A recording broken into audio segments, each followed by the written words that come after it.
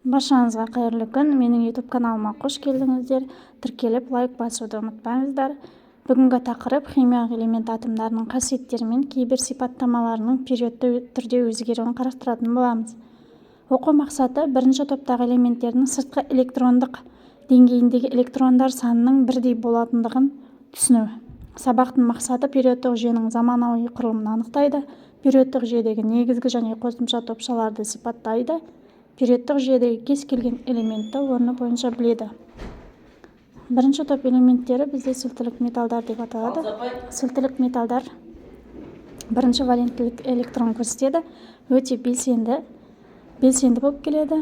Мына жерде литий және натрийға мысал ретінде алатын болсақ, литийде 3 электрон болады. Ең сыртқы қабатындағы домалақ, яғни ең сыртқы қабатындағы электрон саны ең соңғысында 1 электрон болады. Натрийда да 1 электрон болады сыртқы қабатында. Не себепті? Өйткені олар бірінші топта орналасқан элементтер. Одан кейін натрийдің атомдық массасы 23, реттік номері 11 болғандықтан, мына жерде жан-жағында қоршалып тұрған точкалардың санын қосқанда 11 болады. Енді бізде келесі сілтілік жер металдары. Оған 2 валенттік электрон, яғни екінші топтағы А топшасының элементтері жатады. Өте белсенді, бірақ сілтілік металдарға қарағанда төмен болып келеді. Оған бериллий, магний, кальций, стронций, барий, радий кіреді. Бериллийді мысал ретінде алатын болсақ, ол екінші топта орналасқандықтан сыртқы энергетикалық деңгейінде 2 электрон бар. Ішінде 2 электрон, жалпы электрондардың саны 4-ге тең болады. Енді келесі бізде галогендер деп аталатын 7-ші топтың А топшасындағы элементтерді айтамыз.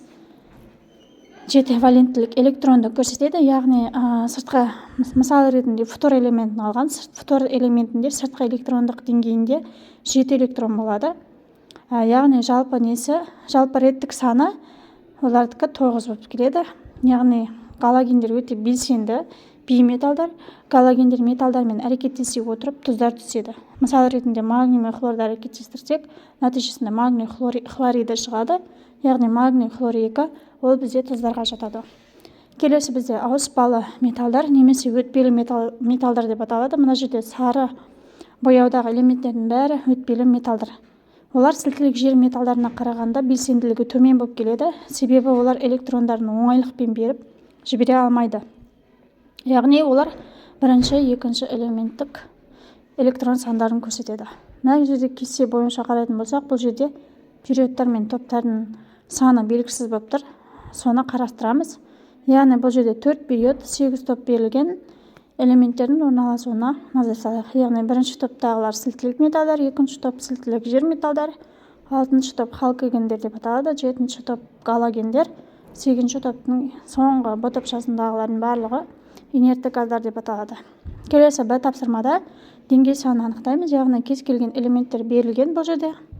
Бірінші топ, екінші топ элементтері, яғни бірінші деңгей, екінші деңгейін анықтайтын боламыз. Мысалы, бериллийді алатын болсақ, оның электрондардың саны 4-ге тең, яғни 1s2, 2s2 болады. Дәл солай реттік санына байланысты оларды деңгейшелерді толтырамыз.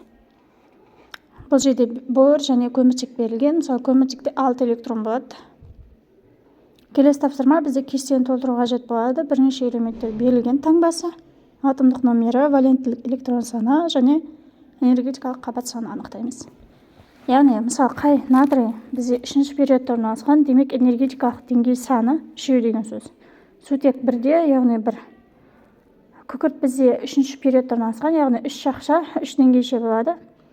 Барий бізде 6-ші периодта орналасқан, сондықтан оның энергетикалық деңгей саны 6 болады. Дәл солай период нөміріне сәйкестендіріп істейміз. Ал екінші тапсырмада 2, 5, 2, 1 деген сандар берілген. Соларды қосқан кезде реттік номер шығады. Реттік номері арқылы біз элементті білеміз. 2-ге 5 қоссақ 7, яғни бірінші А варианты азот шығады. 2 мен 1, 3 болады. 3 бізде литий элементі болады. Дәл солай олардың сумен әрекеттесу реакциясын жаза саламыз. Олар сумен әрекеттескенде белсенді болады да, нәтижесінде гидроксид, яғни негіздер пайда болады.